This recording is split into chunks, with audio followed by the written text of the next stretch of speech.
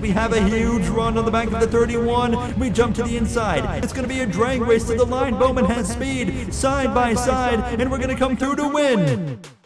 By just 3/1000ths of a second is what we won by to earn our first ever Daytona 500 victory in the Season 4 opener, which puts us now a lock into the NASCAR Cup Series playoffs as we head into round 2 of 24 in this regular season. Hello everybody and welcome back to round 2.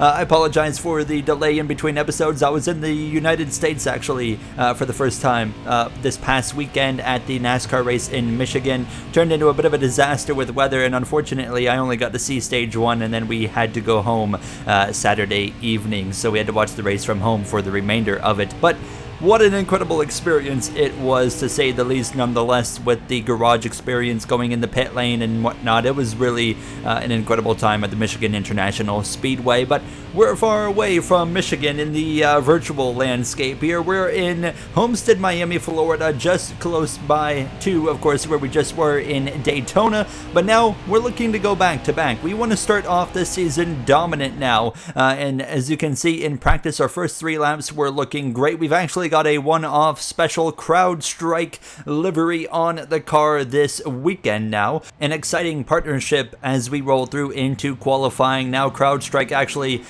supplying cybersecurity for the majority of the Cup teams this season in the career mode now as we kick off qualifying here from the high banks of this 1.5 mile circuit here from Miami now, with a goal of a 32.864 on the board. And we actually felt pretty confident in the lap here, just hooking up the inside in both corners now through 3 and out of turn 4, washing up towards the outside wall. Don't get too close, of course, and pass the restart zone to the line, and we beat the goal with a 32.247. That puts us a solid P11. Very content with that qualifying effort for the Dixie Vodka 400. On pole position, it's the defending champ Ty Gibbs, our teammate over Chase Elliott, Logano, Larson, and Tyler Reddick. Kyle Busch, Chastain, Trackhouse there 6th and 7th.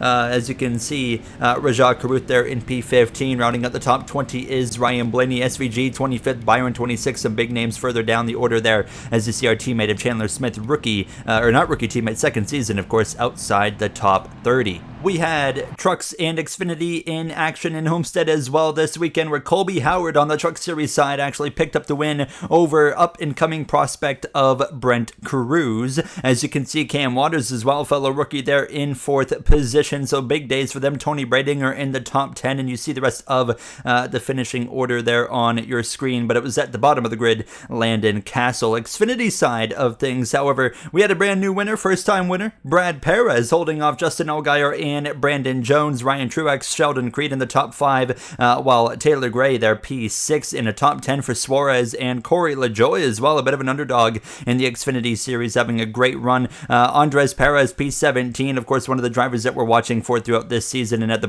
bottom of the grid, it was Jeremy Clements. But now it's time to go Cup Series racing here from Homestead-Miami. One race down, 23 to go in this regular season. Gary Owen picked up the Daytona 500 win last week. What does that mean for this team going forward, Kevin? Why don't we just ask him, Mike? Gary Owen, it's Harvick in the booth. You got me? Yes, sir, I do. Well, you beat my car last week to win the 500. Does anything change within the team after the big win? Absolutely not. I mean, it's business as usual. We need to get playoff points. 5 playoff points is going to mean nothing if that's what we go into the playoffs with. So, yeah, we're just looking to win more races from here. All right, well, good luck today, and maybe be a bit nicer to my cars today.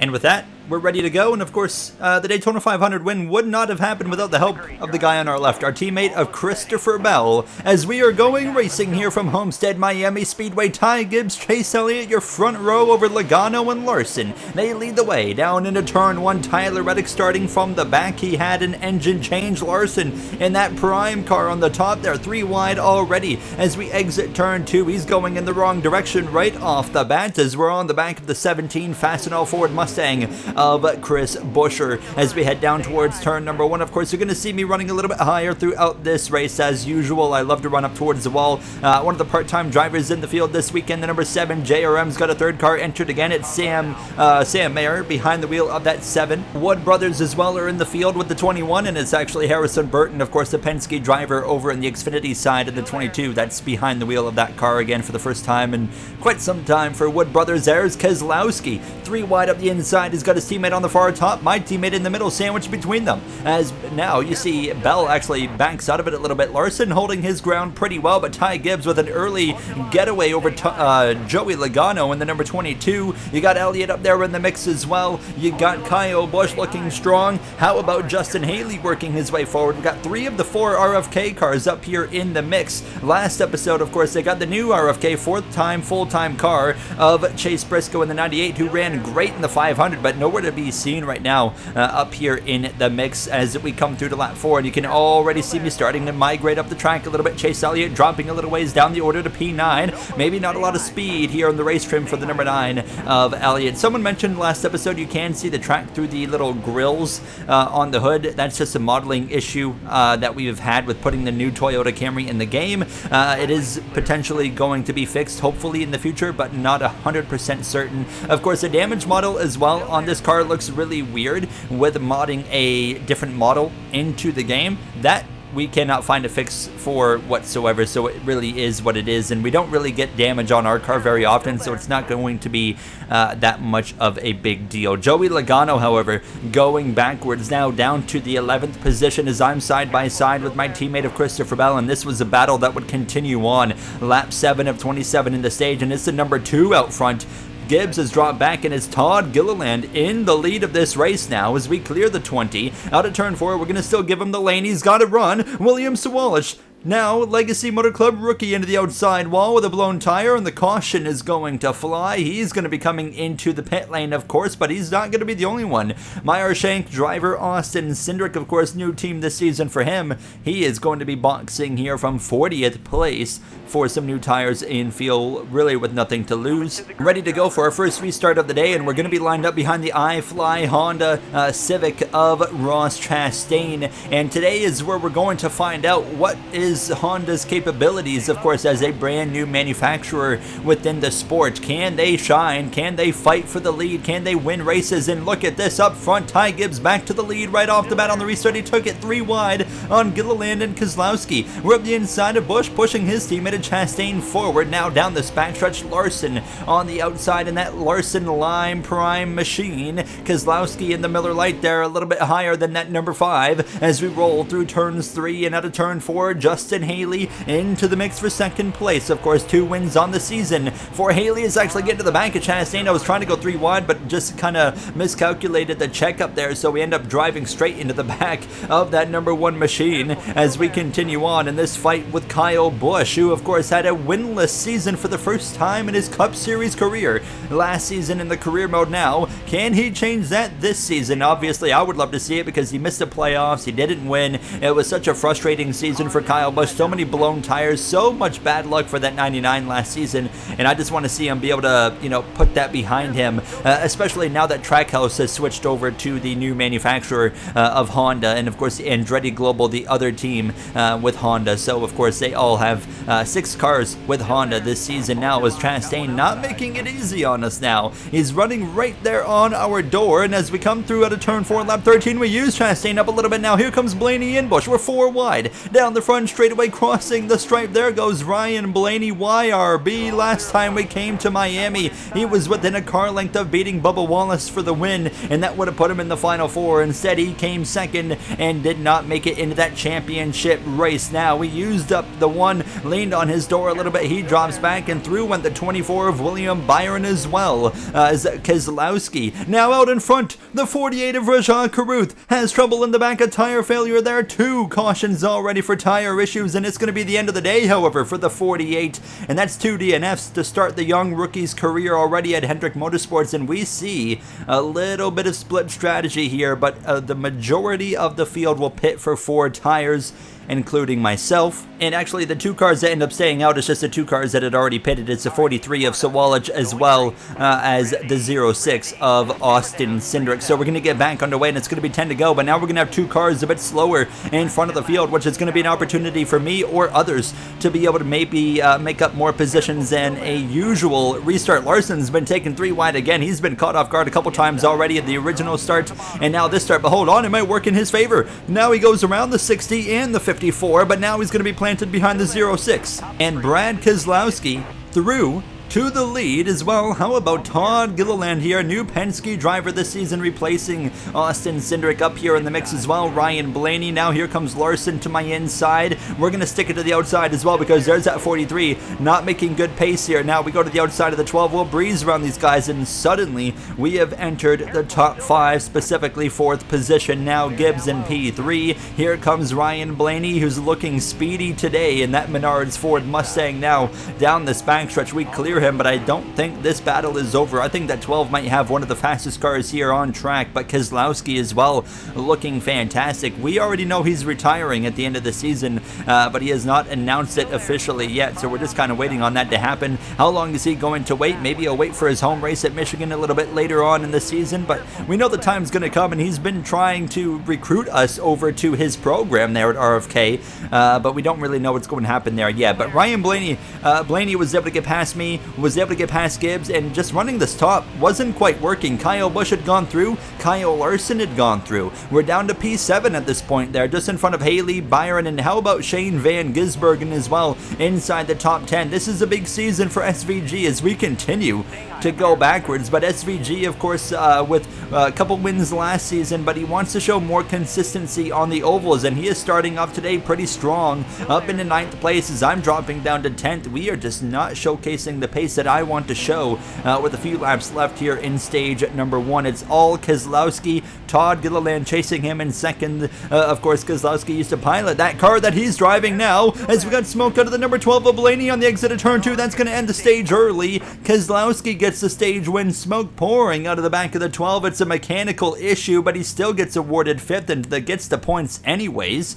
And it's not going to be the end of the day for Blaney, but he is going to be going to the bank. Of course, repairs are going to be needed for that number 12. So we get P10, 1 point on the board there, just behind Haley and Gibbs. As overall, didn't really know what I needed in this car at this point in time, but I felt like we were a little bit tight, so I did lower the wedge from a 50.0 to a 49.8, and we're just going to kind of wait and see how that goes. Tyler Reddick's only gotten his way up to 27th after starting at the back with that engine replacement, but certainly not working out so far for him.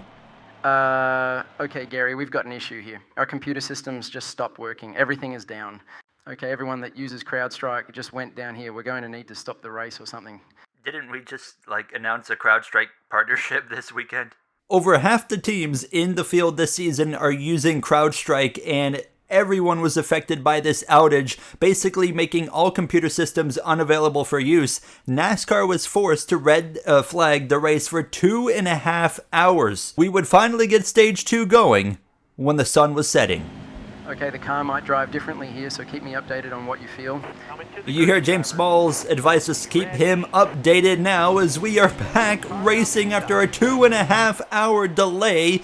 The systems were back online and everybody's got actual access to the computers again, and we can go race. Now Brad Keselowski leads the way through 1 and 2 over Busch, Gilliland as well, as we head down this back straightaway to open this second stage. And I think it's safe to say this partnership that started this weekend with CrowdStrike, it might not last long, because I think CrowdStrike just absolutely ruined their reputation with the sport of NASCAR. We'll have to see what comes out of this in the next episode now, as we, though, looking for track position on this restart at the end of lap 1 of stage 2, 29 laps total. We're side by side for 8th on the run into turn number 1. Kyle Busch to the lead in that Wendy's Honda Civic. William Byron as well following through. Byron made that final 4 last season, had an abysmal effort in the final race just like Ty Gibbs did, but we know Ty Gibbs still ended up winning the championship here. But William Byron did briefly take the lead, but Busch would take it back, and right now it seems to be Busch,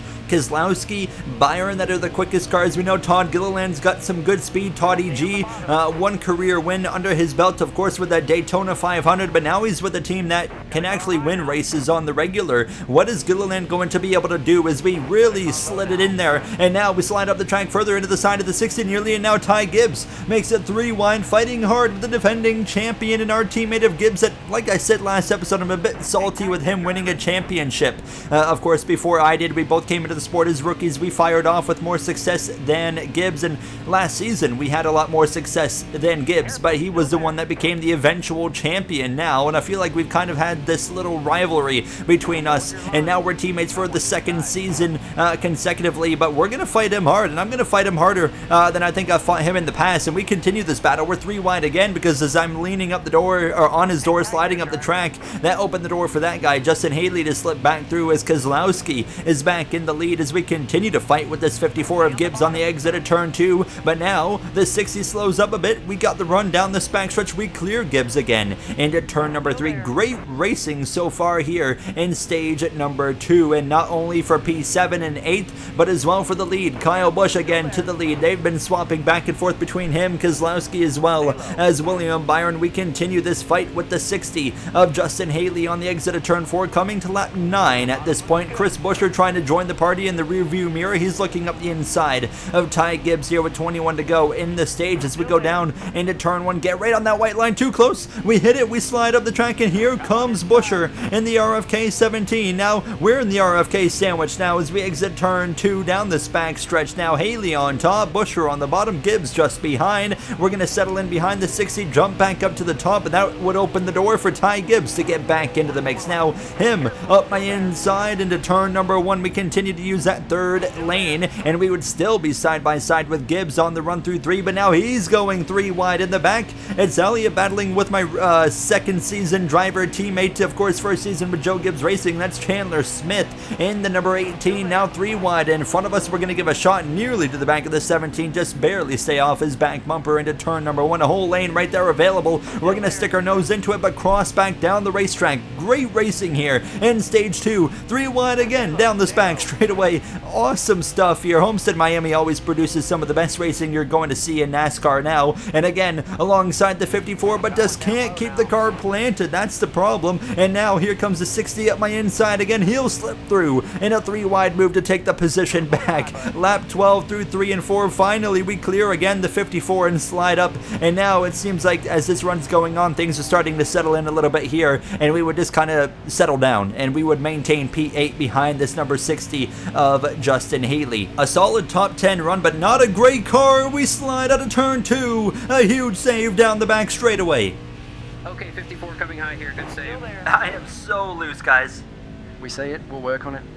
I mean, what a save, first of all, on the exit of turn 2, but obviously that opens the door for Gibbs, and I'm sliding again on the exit of 4. He clears us. Here comes Chris Buescher up the inside. Now we're halfway through stage number 2, 15 laps to go, and Busch continues to try and drive away now and go get a stage win, and that would be the first stage win, of course, for a Honda in their NASCAR career that has just kicked off this season here, season 4 of this career mode, but using it outside now. Oh, actually, hold on. Trouble into turn 3. Haley goes around, blows a tire. The caution flies for the number 60. That might be day over for Justin Haley now, as everybody is going to come into the pits, and I can confirm it is going to be a DNF for the number 60. Happened right in front of us now, but obviously some adjustments on the way.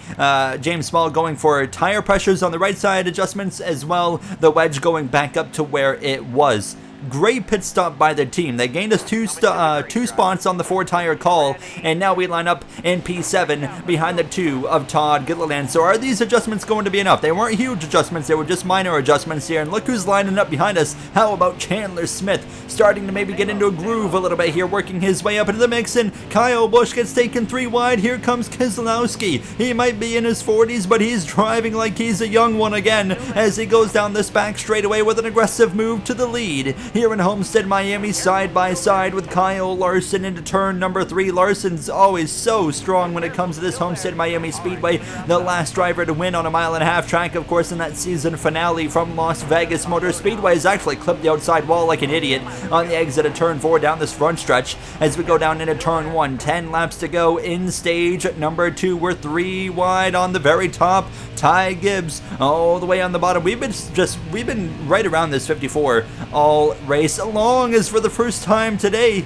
we actually really get to the outside wall right there as we exit turn 4. How about Chandler Smith into P8? Rookie kind of check-ins, a lot of them really struggling today. Zilish, Ekis, Corey Heim, of course, in that third full-time car for 2311 Racing, not running great either, as now this battle, though, with Ty Gibbs continues on into turn number 3. Here we go, looking for the position on him. This will put us through into P6. We slide up across his nose, a little bit tight on the exit of 4. Gibbs crosses us back over now. Here comes Shane Van Gisbergen. I think he had a bad pit stop at the end of stage 1 because he just kind of disappeared, but he's back now, and he's going forward on both myself and Ty Gibbs. 3 wide up the inside as we exit turn 4 down this front stretch.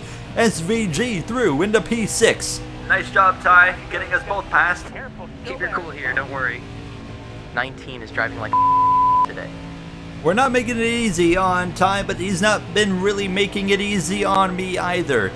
Nonetheless, we're P8. Ryan Blaney's marching his way back forward. He's into P9. He went to the back after a mechanical issue, but he is quickly working his way back forward. And with 2 laps to go on the stage, it's not done with this Monster Energy 54 yet. Now Gibbs, where is he going? He goes to the middle of the track. I drop back down to the inside. Even here through the center of the corner, Kyle Busch coming up to the final lap in stage 2. And we just can't quite get alongside Gibbs on the exit of the corner. 1 lap to go in stage number 1. And again, where's Gibbs going? He kind of just makes me guess here. He covers off that second lane. Now we try to do a bit of a switchback here up the inside again on the exit of turn 2. We're going to be dead even, actually getting into him a little bit down this back stretch here, and not making it easy on each other as we go down into turn number 3 for the final time. Can we clear him? Not quite. Yes, we do. We slide up the track. However, now he's going to get up the inside as Kyle Busch is going to come through to win stage number 2 over Byron, Kozlowski, Larson, and Gilliland, and Gibbs gets us at the line for 7th.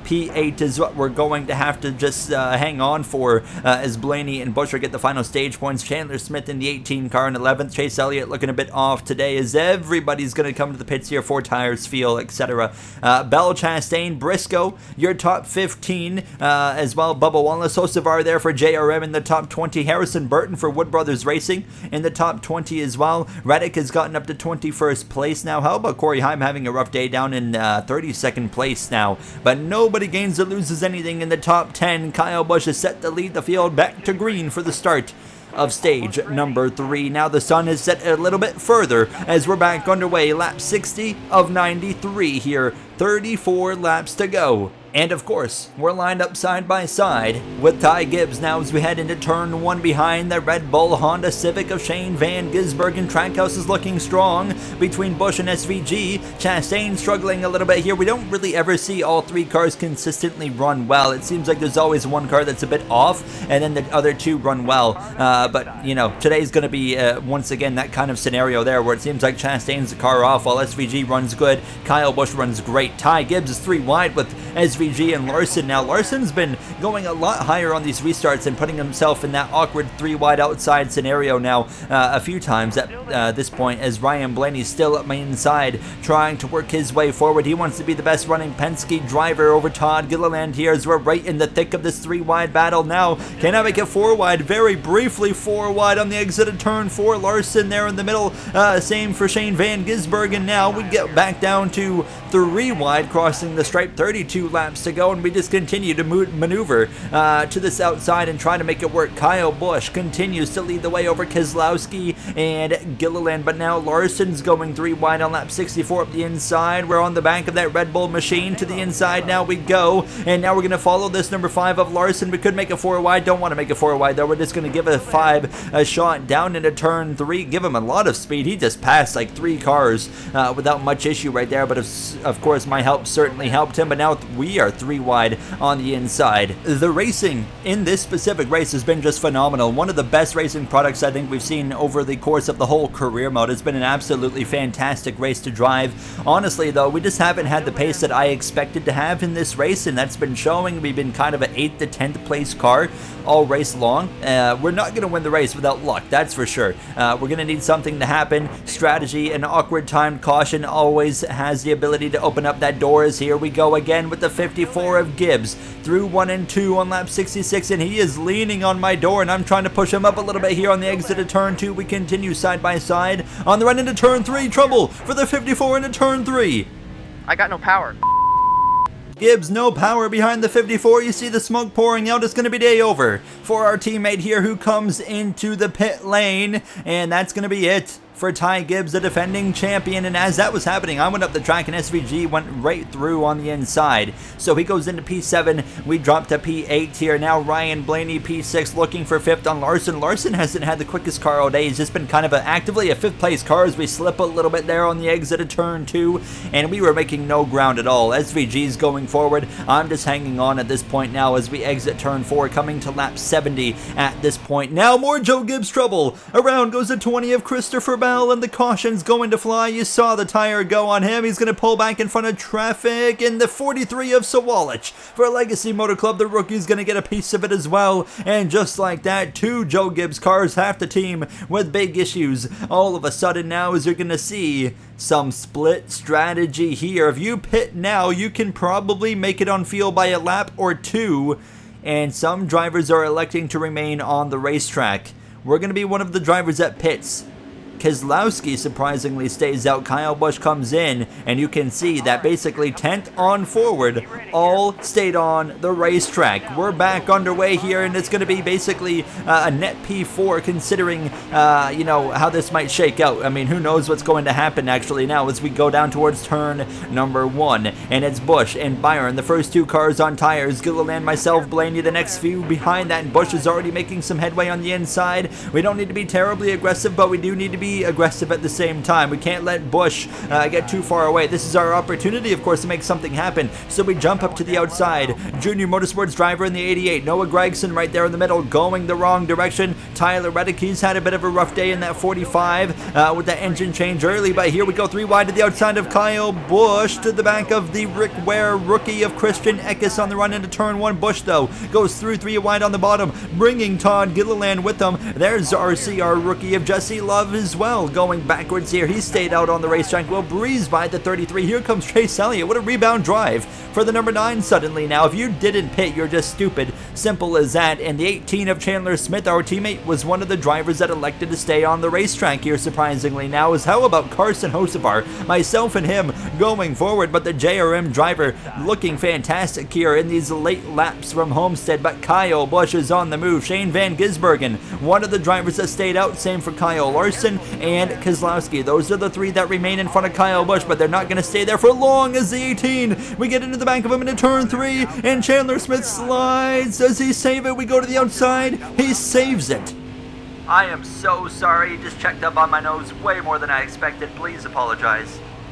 When I think it was the 9, was Elliott just in front of him. When he kind of came up in front of him, Smith just kind of checked up a little bit, as the AI always do, but I just didn't anticipate it enough, and obviously I knocked him in the rear. He's still in P9, which is a good part, and yeah, I created a big gap in traffic doing that because a lot of cars are slowing down, but yeah, I mean, that was all my fault, but obviously no intentions to do that now, as we would eventually get past Carson Hocevar now, but pit stops are not far away already for all the cars that stayed out. They're hoping for a caution, because if they get a caution now, everybody that pitted under the last yellow is going to have to pit again, because they're not going to be able to hang on with that tire disadvantage, and Kyle Busch has worked his way back to the lead of this race. What a drive from the Trackhouse driver now, as pit stops, here we go. Is anyone going to take it this time? Nope. They're all going to remain on the racetrack now as we come to lap 82 of 93. A little bit over 10 laps to go. We find ourselves in P7 with these final 12 laps underway, and we know we're going to gain a spot over Larson, Keselowski, and Shane Van Gisbergen, so we're looking at a 4th place effort right now, depending on what happens, sliding again out of turn 2 into the outside wall. My God, guys, this car is so bad. Hustle it. Come on, just give me 11 laps. 12 car coming high here. Keep it low. We have been struggling at a turn 2. We've made adjustments to tighten up the car, but it just gets freer and freer as it's happening, though. Here we go. SVG, Keselowski, Smith, Logano, and others, Reddick, Sawalich, Christian Eckes, they're all coming into the pits, and Noah Gregson as well. I expect to see Kyle Larson in this time, but now we're behind that 12 of Ryan Blaney, and I am clearly into the outside wall on the exit of turn 2. It'll be 10 laps to go this time by, and now it's okay. Just hang on and just get this car to the finish. Nurse it back home, because I don't have anything capable of doing anything now. Kyle Larson pulls off into the pit lane there. So one of the best cars of the day, not the best car, but a top 5 car for sure. That just had his finish ruined unless a caution comes out before we come back around one more time. You can see I am still struggling behind the wheel of this number 19 CrowdStrike car. Now, CrowdStrike has just not been good all around. From the paint scheme, that looks great, but the car is not driven good. And now the caution comes out, and it's for the Meyershank 06 of Cindric blowing a tire into turn 3, and that is going to basically put everybody into the pit lane.